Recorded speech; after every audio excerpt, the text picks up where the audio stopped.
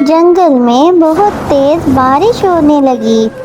सभी पंछी बहुत परेशान हो रहे थे। टूनी चिड़िया भगवान के सामने खड़े होकर प्रार्थना मांग रही थी कि हे भगवान, हमें माफ़ कर दो, हमारे गुनाह माफ़ कर दो और हम पे रहम खाओ। हमें ये बरसात वाला मौसम नहीं चाहिए क्योंकि हमें बहुत नुकसान हो जाता है। अभी ये टुनटुनी दुआ मांग ही रही थी कि तोती वहाँ आ जाती है और टुनटुनी से बोलती है, टुनटुनी जल्दी घर जाओ, तुम्हें सुंदरी कवि बुला रही है। फिर टुनटुनी जल्दी से घर जाने की करती है और वहाँ देखती है सुंदरी कवि, जो कि उसकी बहन होती है, वो सर्दी से कांप रही थी। टूनी, मुझे तेज बुखार हो रहा है। सुंदरी, मुझ पे रहम करो, ऐसे बीमार मत हो जाओ। देख रही हो जंगल में कितनी तेज बारिश चल रही है और सारे पक्षी मर रहे हैं। कोई भूख की वजह से मर रहा है, कोई इसी तरह बीमार होके मर रहा है। तुम हिम्मत से काम लो। फिर अचानक बाहर से आवाज आती है। सुंदरी और उसकी बहन बाहर जाकर देखते हैं एक और पंछी भूख के कारण मर चुका होता है। दीदी, हमारे गांव में तो सब पंछी एक एक करके मरे जा रहे हैं। इस बारिश की वजह से हम कहीं बाहर भी नहीं निकल सकते। अब हम क्या कर सकते हैं? अब क्या होगा दीदी? हाँ टुनटुनी, तुम सही बोल रही हो, लेकिन अब कर भी क्या सकते हैं? भगवान ने हमारा यही नसीब लिखा है।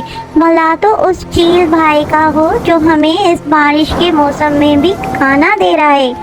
दोनों बहनें बातें कर रही होती हैं कि बाहर से आवाज आती है, आ जाओ सभी पंछी, आ जाओ, खाना ले लो। 2 दिन का खाना मैंने बना दिया है। सब पंछी आ जाओ, खाना ले लो। दीदी भला हो इस चील का, आप यहीं रुको, मैं खाना लेकर आती हूँ। सभी पंछी लाइन से खड़े होकर चील से खाना लेते हैं और फिर अपने घर लेकर जाते हैं। तभी वहाँ पे टूनी चिड़िया आ जाती है और वो भी चील से खाना लेकर उसका बहुत शुक्रिया अदा करने लगती है।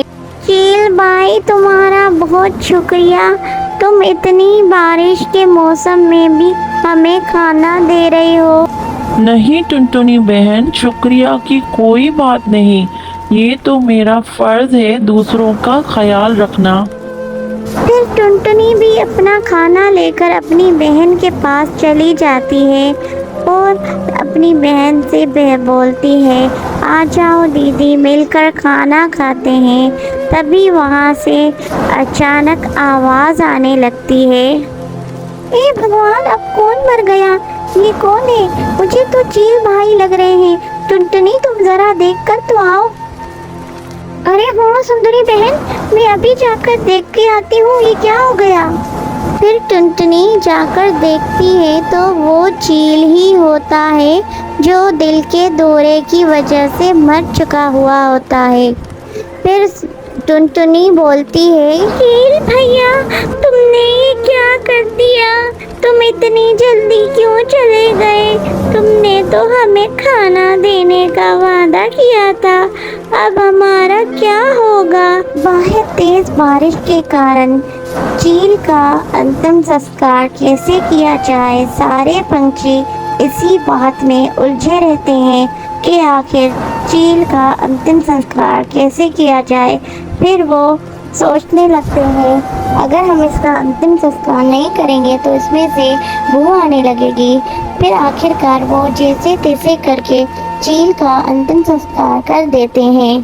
फिर वो सारे मिलकर चील के घर जाते हैं और उसकी पत्नी उन लोगों को दिलासा देती है कि वो सारे पंछियों की सहायता करेगी और उनको खाना देगी और टूनी चिड़िया से बोलती है कि तुम मेरे साथ मेरी मदद करो और सारे पंछियों को खाना दो। फिर टूनी चिड़िया और चील की पत्नी मिलकर खाना बनाती है और पूरे पंछियों में बांटती है। ये सब देखकर सारे पंछी बहुत खुश होते हैं, लेकिन बारिश तो रुकने का नाम ही नहीं लेती। फिर टूनी चिड़िया भगवान से प्रार्थना करती है, ए भगवान, हम पे तरस खाओ, इस बारिश को रोक दो। फिर बिल्कुल वैसा ही होता है। भगवान टूनी चिड़िया की प्रार्थना सुन लेता है। सारी बारिश थम जाती है और खुशगवार दिन शुरू हो जाते हैं। टूनी चिड़िया और उसकी बहन सुंदरी बहुत खुश होते हैं और फिर भगवान का शुक्र अदा करते हैं और अपने घर खुशी खुशी रहने लगते हैं।